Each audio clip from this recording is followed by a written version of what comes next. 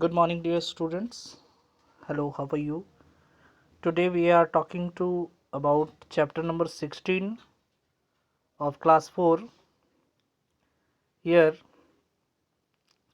our last topic, which is going on, some great rulers of India.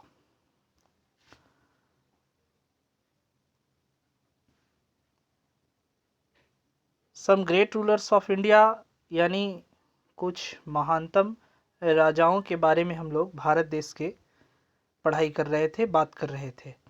इसमें हम लोगों ने जो पॉइंट को डिस्कस किया था, उसमें पहला जो पॉइंट था वो था describe the rise of the Mughal empire. Mughal empire के उदय के बारे में समझा कि मुगल एम्पायर का उदय कैसे हुआ था। इसमें हम लोगों ने देखा था कि बाबर ने किस प्रकार first battle of Panipat, Babur ने, चूँकि बाबर जो था वो काबुल का रहने वाला था और काबुल से हमारे भारत देश में इन किया था और उसे मालूम हुआ कि दिल्ली, भारत पर दिल्ली सल्तनत का राज्य चलता है। तो बाबर जो था उस समय, चूँकि काबुल जो था, काबुल जो देश है वो आपका पर्टिकुलरली जो है अफ़गानिस्तान में था। तो अफ़गानिस्तान से बाबर जो है वो भारत में इन्वेट करने के लिए, भारत को अपने अंडर में करने के लिए, भारत के कुछ राज्यों पर अपना शासन जमाने के लिए भारत पर पराक्रम किया। ओके, तो चूँकि उस समय दिल्ली सुल्तान का राज्य था और देखिए जो लास्ट सुल्तान जो थे, अगर हम लोग बात करें तो भारत के जो आखिरी दो दिल्ली के सुल्तान थे वो किस वंश से थे? लोदी वंश से थे, लोदी डायनेस्टी से थे। देखिए, लोदी डायनेस्टी से थे। तो लोदी डायनेस्टी के जो सबसे लास्ट रूलर रहे, चूँकि उसके बाद कोई रूलर नहीं रहा, चूँकि उनकी युद्ध किससे हुई? बाबर से हुई। क्योंकि बाबर जैसे ही एंटर किया, बाबर जैसे ही यहाँ एंड किया तो उनकी युद्ध किससे हुई? दिल्ली सल्तनत के राजा जिनका नाम था इब्राहिम लोदी, उनसे इनका युद्ध हुआ। ठीक है। तो भारत उस समय, चूँकि उस समय 1526 ईस्वी तक जो है इब्राहिम लोदी राज्य कर रहे थे। तो 1526 ईस्वी में दो सेनाओं में, ठीक है, दो सेनाओं में युद्ध होने की, युद्धाभ्यास चलने लगा। किसमें? इब्राहिम लोदी और बाबर में। यहाँ देखिए, और 1526 में इब्राहिम लोदी जो दिल्ली सल्तनत के राजा थे और बाबर जो मुगल एम्पायर के राजा थे, अफगानिस्तान के काबुल शहर से आए हुए एक राजा थे। उस समय चूँकि मुगल एम्पायर नहीं कह सकते हैं, क्योंकि जब तो 1526 में जैसे ही पहला पानीपत का युद्ध हुआ तो उसमें इब्राहिम लोदी और बाबर दोनों के बीच में युद्ध हुआ। ठीक है। और इस युद्ध में किसकी विजय हुई? इस युद्ध में बाबर की विजय हुई। बाबर इस युद्ध में पहला बैटल जो पानीपत का था वो जीत गया। और जीतने के ठीक बाद 300 सालों तक मुगल वंशों ने शासन किया। 300 सालों तक, 300 ईयर्स तक जो है मुगलों ने अपना कार्यभार आगे बढ़ाया। क्लियर? तो ये टॉपिक हमारा समझ में आया कि जो यहाँ पर जो पॉइंट है पहला, कि कैसे आखिर में मुगलों का वंश कैसे शुरू हुआ, बाबर के इन्वेशन के कारण। बाबर चूंकि पहले काबुल का रहने वाला था, तो उसके बाद से ही जैसे ही वो इब्राहिम लोदी को हराया, ठीक उसी के बाद ही जो है वो मुगल एम्पायर का उदय हो गया। अब दूसरे पॉइंट्स की ओर बढ़ते हैं। तो दूसरे पॉइंट्स में कहता है कि describe the rule and achievement of the emperor Akbar, है ना। शासन और अचीवमेंट्स, अकबर के शासन और अचीवमेंट्स के बारे में पढ़ेंगे, है ना। देखिए, कहता है कि जो अकबर जो था उसका उपलब्धियां क्या क्या रही, आखिर में अकबर को महान बनने में क्या क्या चीज़ें जो हैं, क्या क्या उपलब्धियां हासिल करनी पड़ी, कैसे अकबर जो है एक महान राजा बना, है ना। इसमें आते हैं हम लोग। तो इसमें हम लोगों ने बताया कि हुमायूं का जो बेटा था और बाबर का जो ग्रैंडसन हुआ वो अकबर था। यानी अकबर जो था वो बाबर का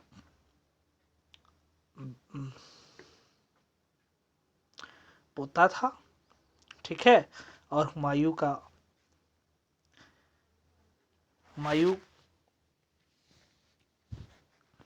पिता था, यानी हुमायूं उसके पिता थे, सॉरी।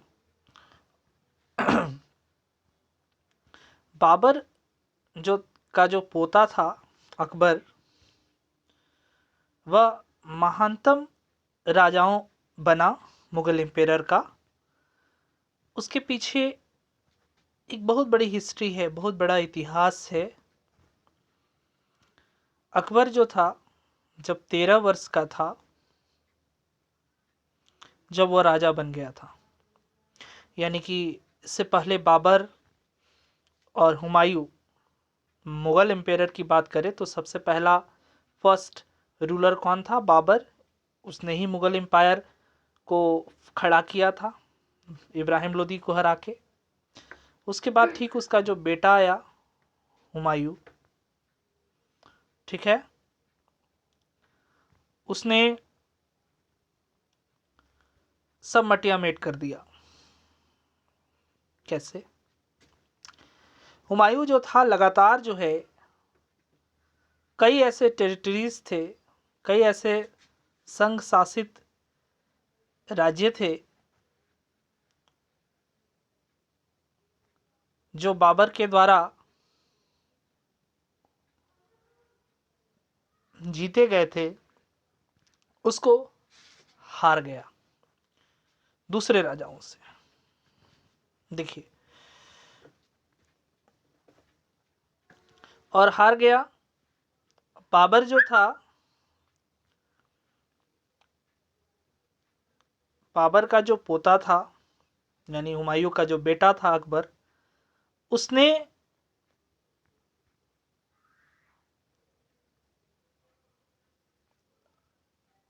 दूसरा बैटल पानीपत का युद्ध किया 1556 में। किसके बीच में ये युद्ध हुआ? अकबर के सेना और आदिल शाह जो दिल्ली के एक छोटे से रूलर थे उनके बीच में। और वहीं से अकबर की ग्रेटनेस का पता चला और उसके स्ट्रेंथ का पता चला कि वो कितना क्या था, ताकतवर था।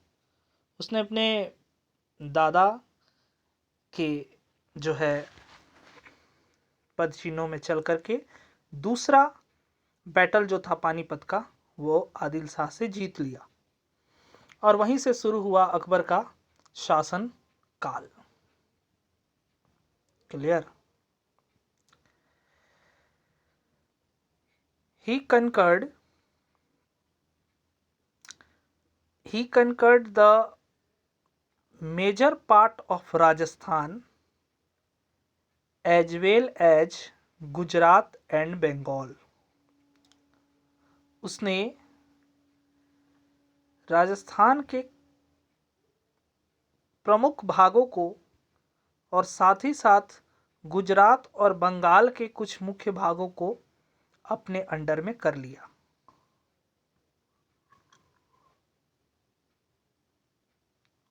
By the time of his death, उसकी मृत्यु के समय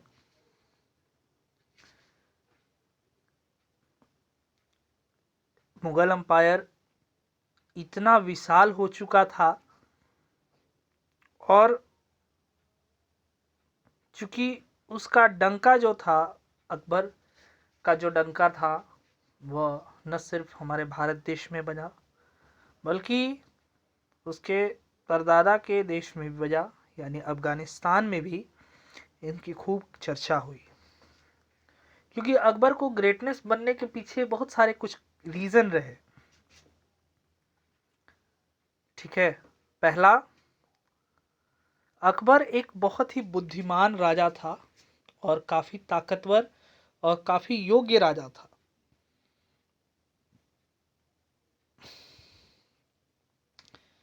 वह विश्वास करता था एक शांति, सारे धर्म और सारे समुदाय की शांति चाहता था।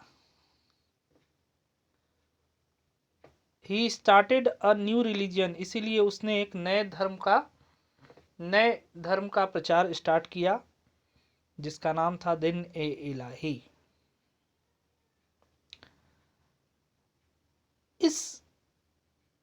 इस फॉर्मेट पे उन्होंने यह एक बिल्डिंग तैयार किया, उसमें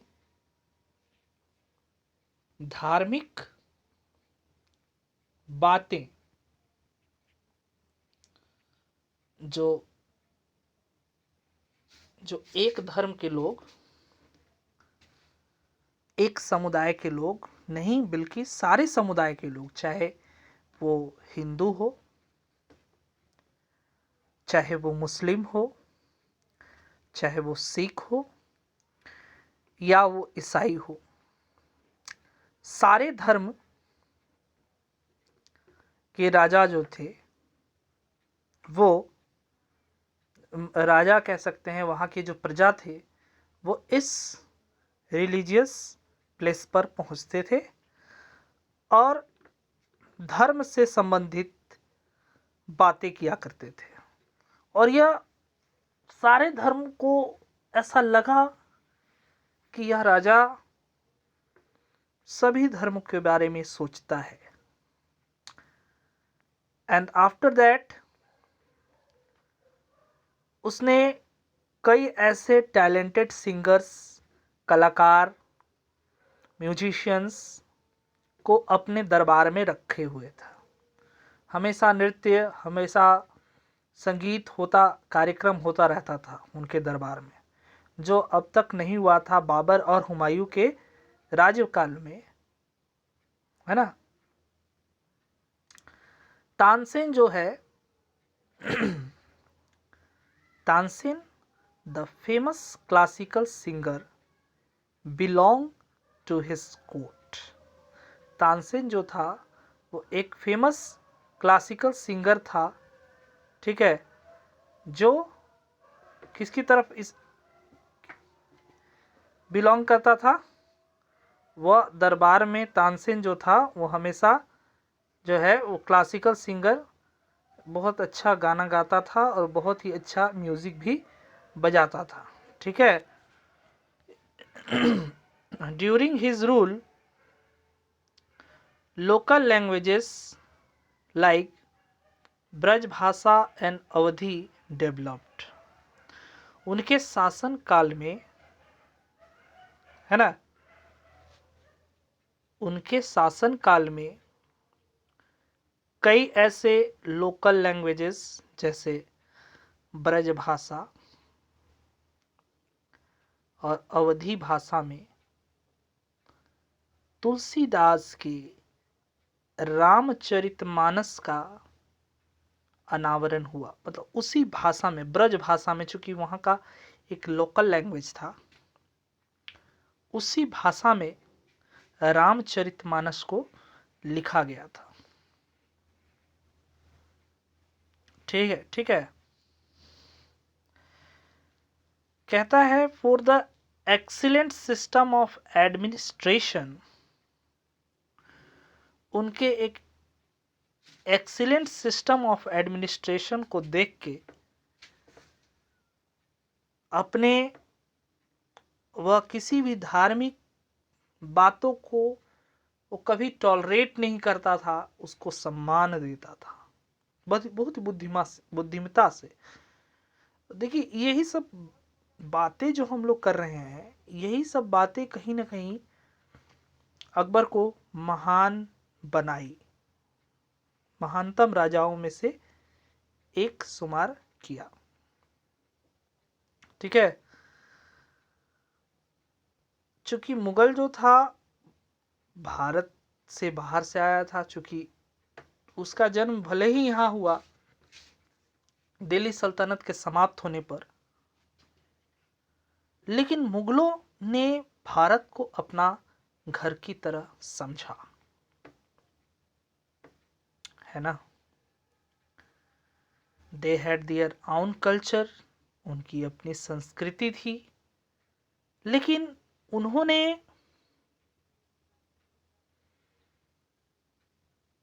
भारत की भी संस्कृति को अपनाया।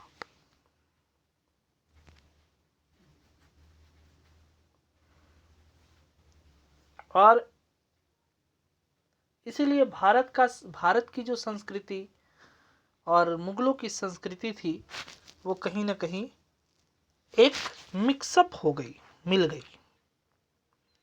ठीक है। तो यहाँ पर हम लोगों ने एक पॉइंट पढ़ा, फिर हमने ये पढ़ लिया था describe the rise of the Mughal empire पढ़ लिया। फिर हम लोगों ने पढ़ा describe the rule and achievement of the emperor Akbar, ये भी पढ़ लिया।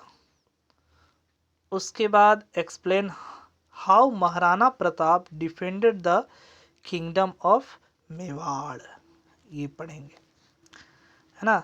कैसे जो है महाराणा प्रताप ने जो है वो अपने राज्य को मेवाड़ की राजधानी घोषित किया, है ना। इसको भी हम लोग पढ़ते हैं ना। तो महाराणा प्रताप के बारे में हम लोगों ने कुछ सीखा था। इसमें अगर हम क्विक चेक में देखें तो ये क्वेश्चन तो हो गया है, और महाराणा प्रताप के बारे में बात करते हैं। यह एक बहुत सुंदर दृश्य दिखाया गया है, पेंटिंग। अगर आप बच्चों देखोगे, अ painting from the Akbarnama showing Akbar meeting people from different faiths. इसका मतलब ये है बच्चों कि यह एक पेंटिंग है जो अकबरनामा जो है अकबर के ऑटोबायोग्राफी के चरित्र चित्रण को दर्शा रहा है, जिसमें अकबर जो है एक मीटिंग कर रहा है, बैठा हुआ है, और उसके चारों तरफ जो है इसके प्रमुख राजा हैं जो बैठे हुए हैं और डिस्कशन कर रहे हैं, है ना, डिफरेंट फेथ्स के, अलग अलग विश्वास से, है ना। तो ये अकबरनामा जो है वो अकबर पे लिखी हुई एक किताब है, जिसको अबुल फजल ने लिखा था। ये भी 9 जेम्स थे, क्योंकि हम लोगों का मानना है, जब आप आगे हिस्ट्री में पढ़ोगे तो अकबर का कितना जेम्स था, 9 हीरे थे, 9 बहुमूल्य हीरे थे, और उसमें से एक यह भी था, कौन था,